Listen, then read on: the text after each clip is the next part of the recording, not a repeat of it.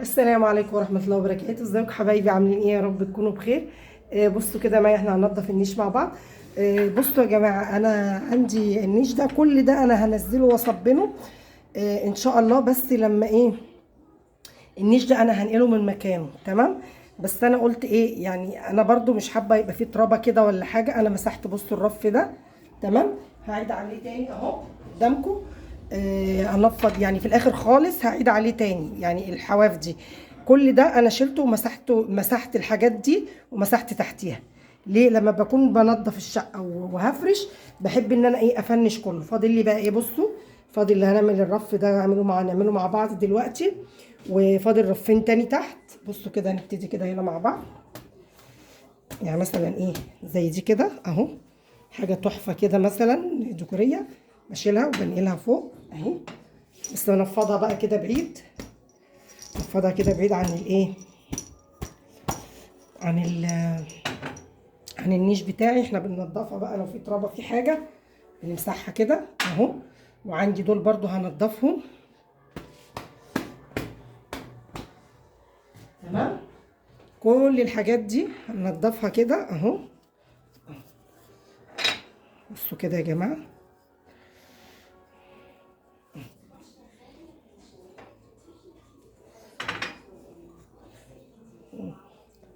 تحف. بصوا الفنجان ده، بصوا شكله جميل ازاي، روميو وجولييت، بس شكل تاني، كنت واخداه من اختي.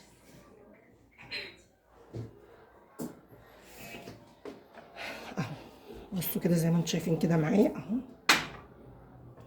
طبعا ايه الطبق ده، انا بقى ايه، بنضفه اول باول برضو. نشيله بقى كده اهو، كلها ترابه خفيفه وناعمه. بصوا انا ايدي في النيش ده، وايدي بصوا في البيت طول يعني ببقى رايحه جايه كده على الحاجه، والحاجه اللي بلاقيها عليها تراب لازم انضفها. ما بحبش اسيب الحاجه إيه لما تتراكم عندي. بصوا كده هنبتدي هنا كده مع بعض. هنجيب الاول هنا كده، بصوا شايفين، تعالوا نكتبهم كده الاول اهو. بصوا، اي حاجه كده في الجوانب اهو نمسحها. مش هعمله بالجلانس ولا حاجه، الترابه بس، انا بلم الترابه بس، لان انا ان شاء الله قريب، في اقل من شهر ان شاء الله هنقله من مكانه. هوريكم دلوقتي هنعمل ايه.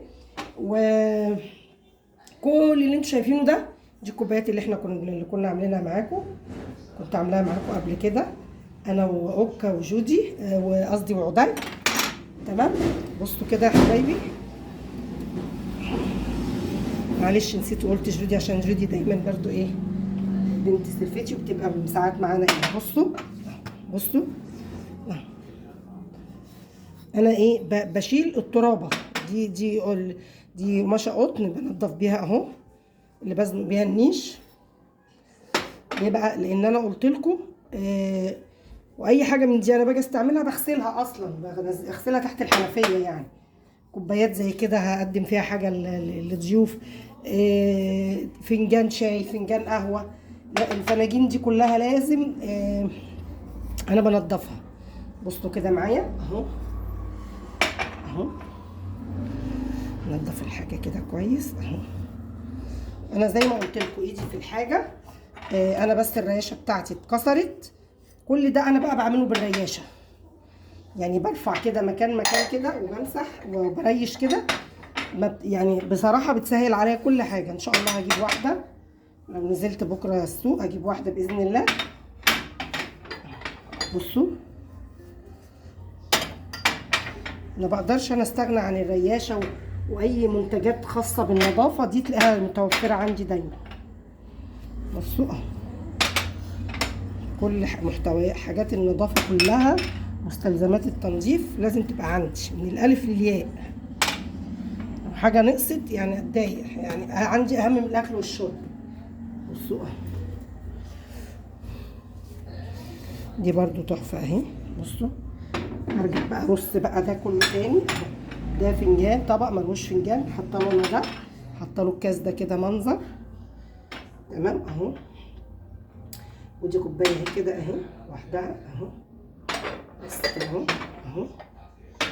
بصوا كده يا جماعه، انا ايه، انا اللي بختار ايه، بختار رصه النيش. الحمد لله يعني الواحد يعني موهبه من ربنا، النظام والتنظيم في الفرش والحاجات دي، ربنا يعني موهبه ربنا مديها له. طالما بتحب النظافه والترتيب اكيد هتعملي الحاجه بنظام وبشكل حلو. بصوا كده، كان النخله اللي شكلها باين اكتر احلى. انا اللي كنت راسمه النخله دي اهي، شايفينها؟ قولوا لي ايه رايكم. شكلها تحفه. كانت كوبايات ساده، فانا حبيت ايه اديها لمسه كده، اديها لها لمسه جماليه، لمسه جماليه وعملناها. هنجيب بقى الطبق بتاعنا. ده الطبق اهو، كان مترصص في الحاجه اهو.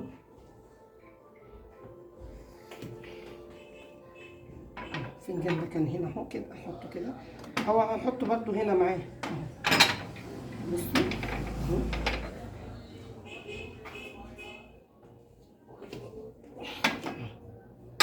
النظافه حلوه والتغيير احلى اهو. بصوا كده الجمال اهو، تمام اهو.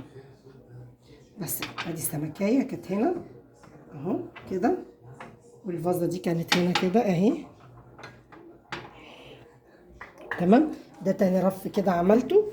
نكمل بقى مع بعض بقى الرف التاني. بسم الله.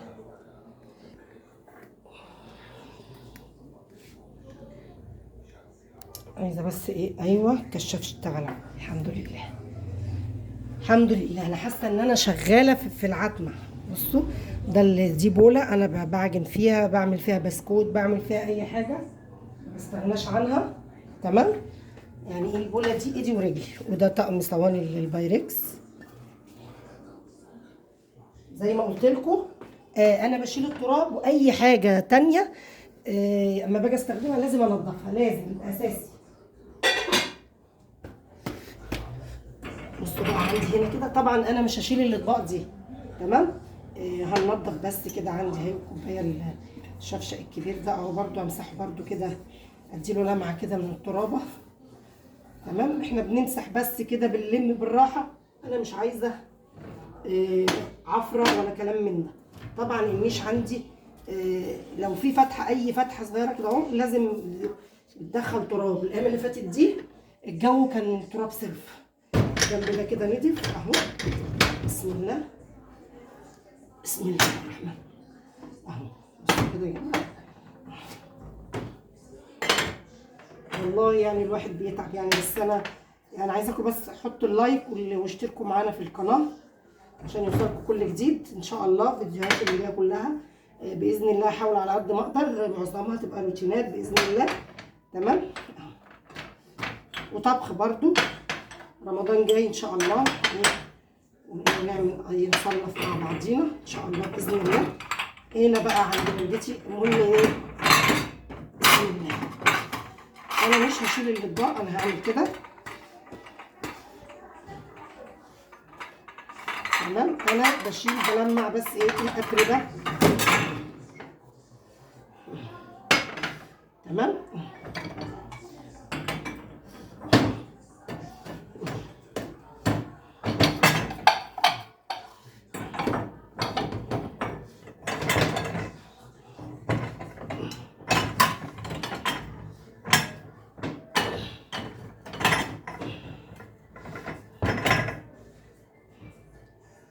بص الازاز معرفش ايه اللي يخربشه من هنا، مش مشكله. بس كده يا جماعه اهو، بالمره اي زاويه، اي كورنر، اي مكان. يا دماغي، انا جبت الكرسي عشان مش قادره.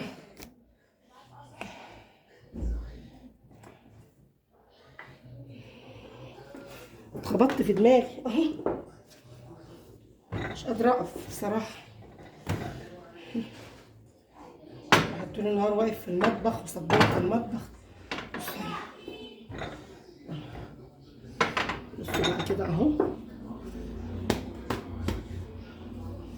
اي حاجه حاسه ان هي متعفره شويه، تمام. هنشيلها بقى ايه، هنستبعدها كده، تمام. ده بقى اهو،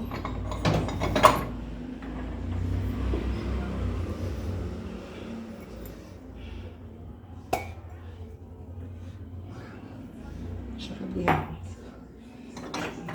اشتغل من هنا. بصوا دول كانوا كده ودول كده فوقيه، تمام. هرجع دول بقى مكانهم تاني كده، هما دول بيبقوا ايه مكانهم هنا كده، ودول عليهم، تمام. الحمد لله ربنا يستر يعني. انا الرف عندي ماسك يعني، لو مش ماسك نفسه انا مش هينفع اعمل عليه ايه، احط عليه الحاجات دي. يا دماغي الخبطه جت جامده يا جماعه، مش مشكله الحمد لله، الحمد لله انا مش بتاثر بالحاجات دي أوي. بصوا بقى كده اهو. انا هحاول اروقه على قد ما اقدر، عشان في حاجات في المطبقيه ان شاء الله، تمام. انا ايه يعني كوبايات حاجات كده ممكن اجيبها هنا في الرف ده او احطها تحت، علشان ان شاء الله ايه اجيب يعني عايزه اجيب كوبايات جديده. هعمل معاكم ان شاء الله فيديو الاشتراوات باذن الله. هجيب كوبايات جديده عشان احطها في المطبخ، عشان ايه لرمضان يعني ان شاء الله. اجيب مثلا ممكن اجيب كوبايه ازازه، اجيب 6 شاي، 6 شوب عصير او تمر او بلح او الحاجات دي ان شاء الله. بصوا كده معايا، دي كوبايات برضو كنت جايباها، دي حلوه تنفع للشاي اهو.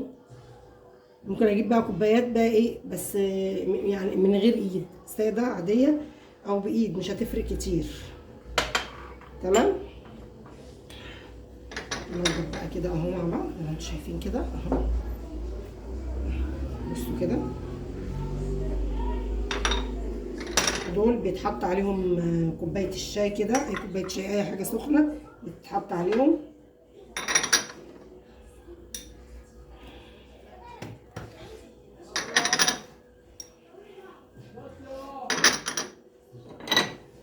دي اطباق يميش اللي هو الخشاف قصدي، ده بيتحط فيه بقى ايه مهلبيه، خشاف كده يعني، الحاجات اللي هي بتاعت رمضان، مهلبيه، رز بلبن.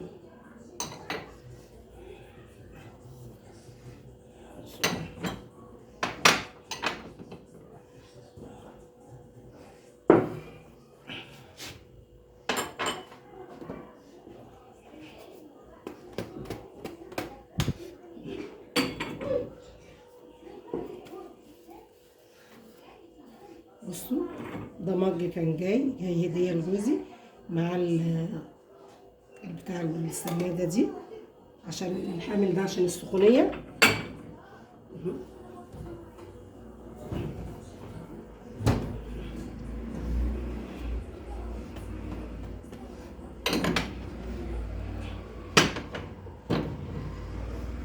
عايزه نخلي الشفشق كده، ده بستخدمه في رمضان. كان عندي حته شفشق وطروني بنفسجي كده، كسر بقى في رمضان اللي فات،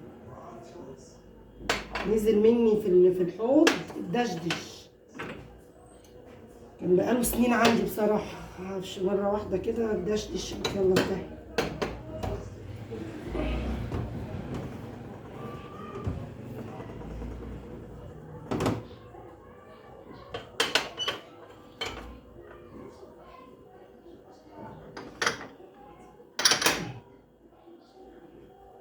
احنا لازم طبعا نخلي مكان هنا للصواني.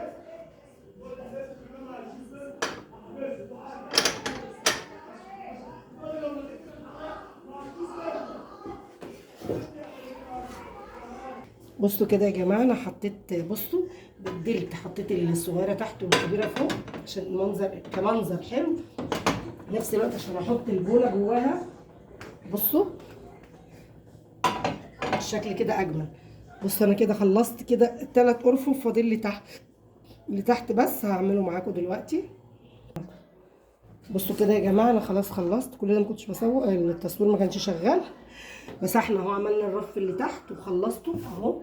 بصوا مفيش حاجه اهو خالص اهو. بصوا وحطيت ده كده وده كده وده كده. هجيب الجلانس بقى والمع هنا، واللي باين ده برضو اعمله بالجلانس وخلاص. بصوا كده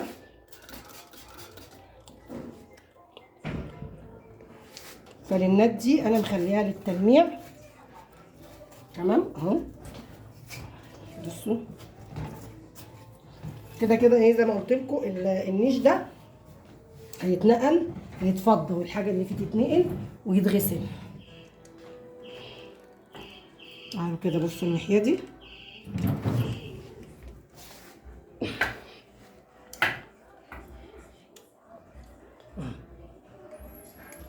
امسكوا كده اهو. خلي بالنا عشان بيبقى فيه مسامير جنب الازاز ده، ممكن ايه في ثانيه تلاقي ايديك ايه اتفتحت. بسم الله اهو. بصوا كده،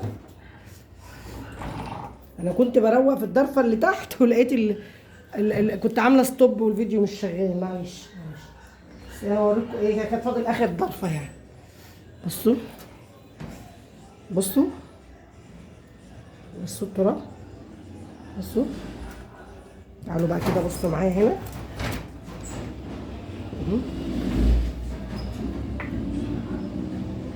بصوا بقى اهو زي ما انتم شايفين كده. بس خلاص نحط بس بختين هنا كده. قلبت الفانيلا واديها ايه بس ايه تلميعه بسيطه كده زي ما قلت لكم اهو.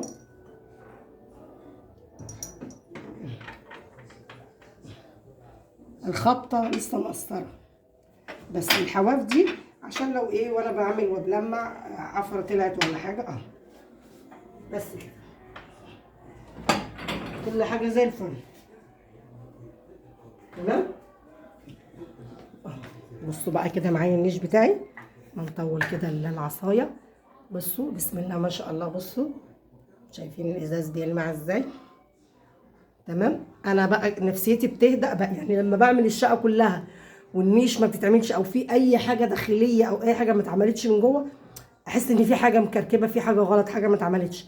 لازم كل حاجه تبقى عندي بريفكس من الالف للياء، يعني خلصت المطبخ من الالف للياء، اوضه كلها، المطبخ، دولاب، الارضيه، الكل يكون نظيف. بحس بقى بهدوء وراحه نفسيه. بصوا اهو كده انا خلصت. قولوا لي ايه رايكم في ذوقي في الرص. تمام اهو. بصوا كمان هنا، بصوا عندي تحت هنا كمان خلصت. وزي ما قلت لكم هنا الطواجن حطها تحت خالص عشان تقيله عشان الازاز ما يتكسرش. وده اهو الاطباق دي بستخدمها لما يكون عندي ضيف احط فيها حلويات او اي حاجه، او انا لو عامله تورتايه. احنا ما بستناش يعني مناسبه ولا ضيوف. انا لما بحب اعمل حاجه حلوه بعمل بصراحه، يعني بنعملها وما بستناش ان انا اشتري كمان من بره. بصوا بدل عندي الدقيق ده عندي في البيت ما بيتمنعش، وزيت، زبده، سمنه، اعمل اي حاجه من الثلاثه دول موجوده، اعمل حاجه حلوه. بصوا ودي كوبايات دي ممكن ان شاء الله في اي كوبايات زياده في المطبخ هجيبها انزلها عينها تحت معاهم هنا.